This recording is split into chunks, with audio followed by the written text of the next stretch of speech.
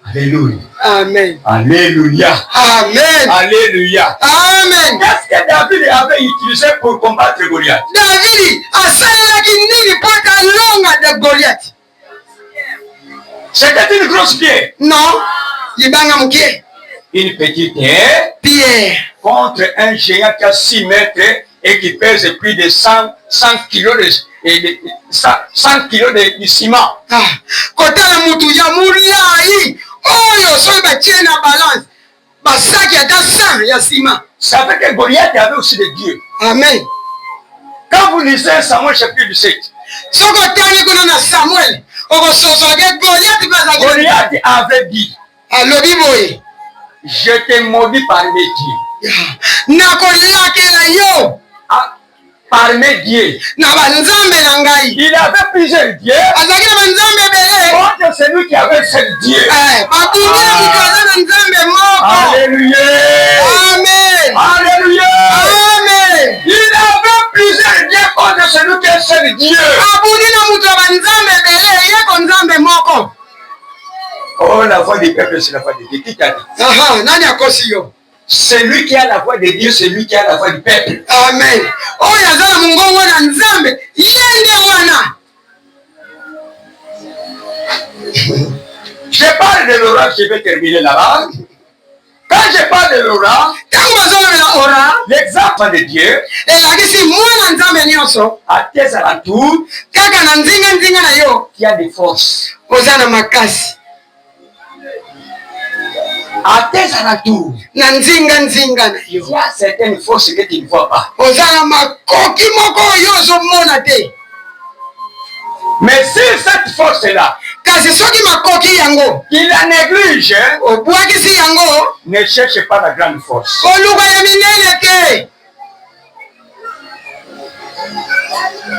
Du moment où nous sommes ici, du moment où nous sommes ici, dès que vous êtes là, vous êtes caché sous mon aura.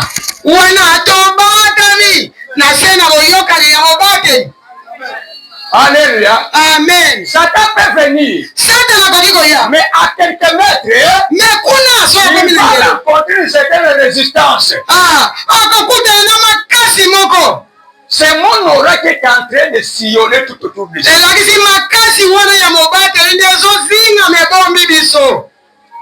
Dieu avait dit à Josué,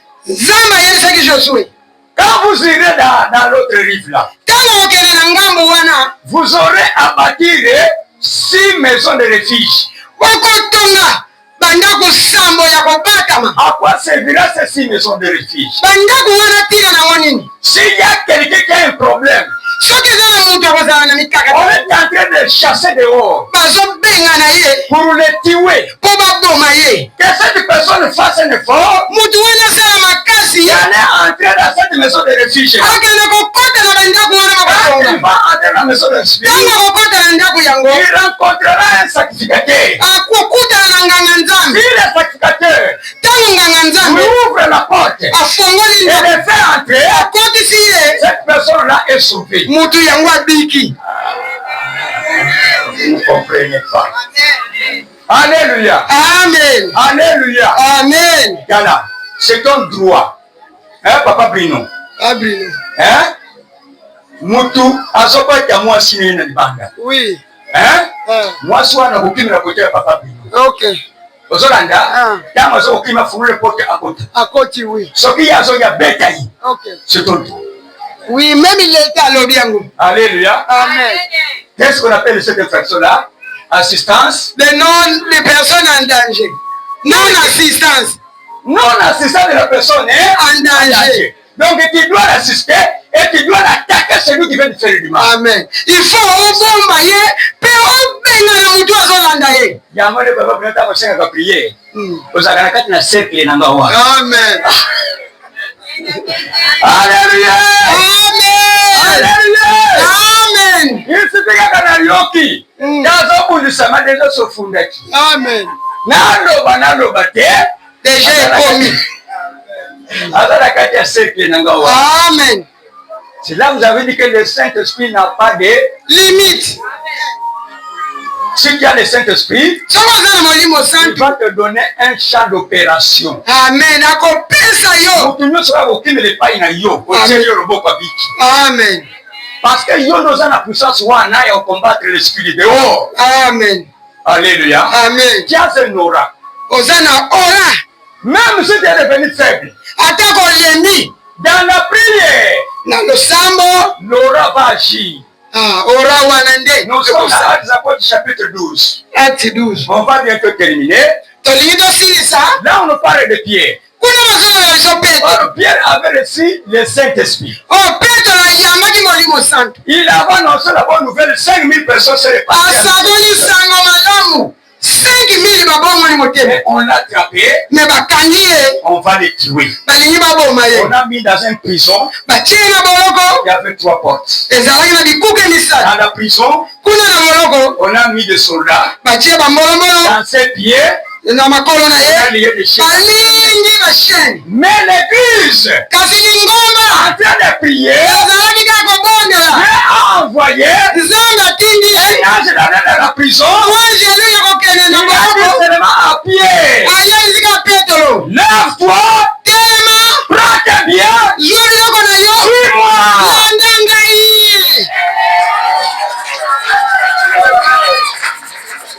Pierre croyait que c'était une vision. Oh,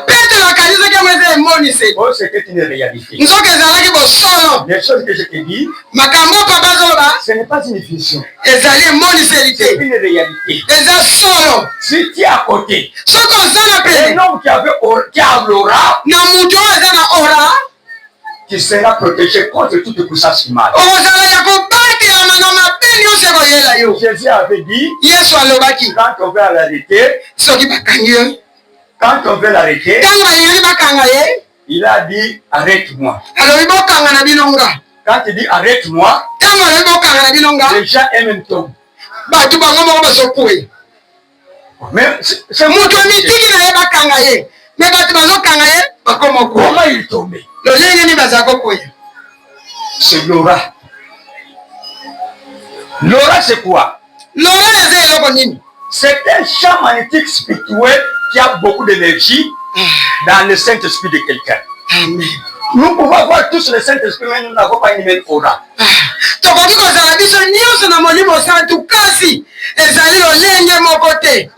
Vous savez qu'il y a des pasteurs. Quand il est devant un pasteur qui a une grande aura, et que ce pasteur marche mal, il suffit de lui poser la main. Il a posé la question, pasteur, pourquoi tu es tombé? Il a une petite aura. Il a une grande aura. Donc l'ennemi de l'aura, c'est le péché tout simplement.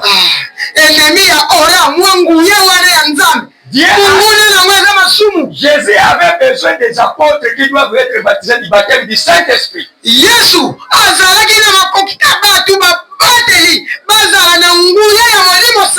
a dit, n'allez pas encore. Attendre la promesse. Or, Pierre avait déjà des révélations. Un jour, il avait me donné même un exercice d'aller faire des délivrances. Il était avec joie.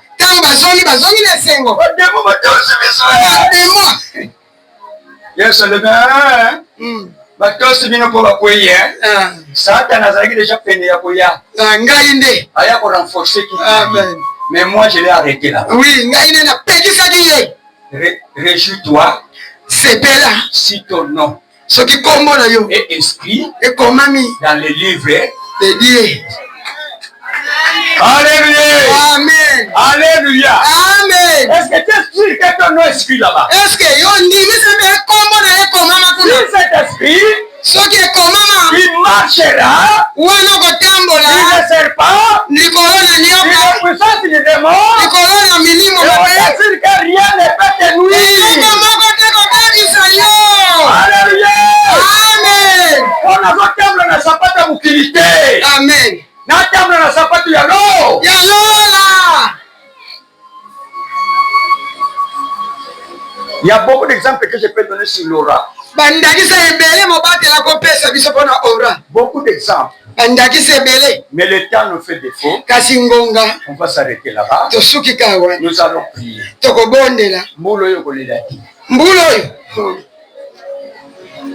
Maintenant, nous allons prier. On va passer à la Sainte Seine. Alliance avec Dieu, nous allons prier. Et le Saint-Esprit de Dieu puisse te donner l'aura. Que cette énergie-là puisse grandir en toi. Écoutez la chanson.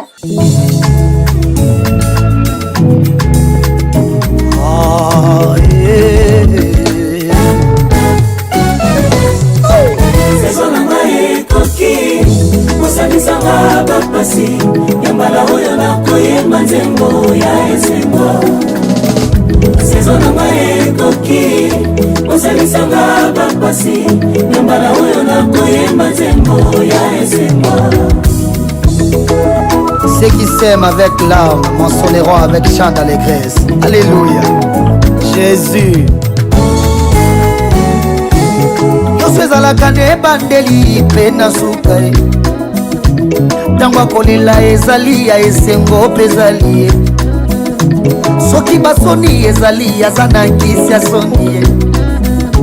Ntango akolona ezali ya kobuka mpe ezali ye.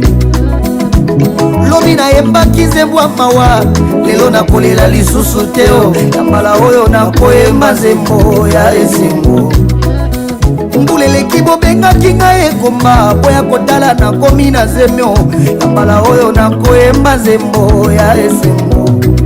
Na libota mabale ezalaka te o. Mbula oyo kosedira mabale ebandi boya kotala tozoyemba nzembo ya esengo. Saison na ngai